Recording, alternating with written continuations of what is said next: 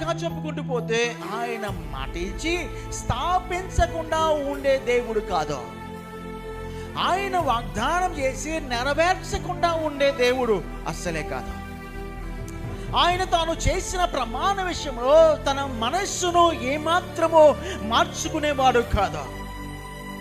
ఆయన తన పిల్లలకు ఆయన తన ముఖమును తిప్పుకునేవాడు అసలే కాదు. ఆమేన్, హల్లెలూయా. అర్థం చేసుకోండి, ఆయన ఏదైనా వాక్యము నీ జీవితంలో ఇస్తే ఆకాశమైన భూమైనా గతించిపోతుందేమో కానీ ఆయన మాట ఏమాత్రము గతించనే. చెప్పండి, గట్టి చెప్పాలి, ఆయన మాట ఏమాత్రము గతించవు. ఆమేన్, హల్లెలూయా. ఆయన మాట నిజమైనది, ఆయన మాటలో సత్యం ఉంది, ఆయన మాటలో యథార్థం ఉంది, ఆయన మాట శక్తి కలిగినది. ఆమేన్, హల్లెలూయా.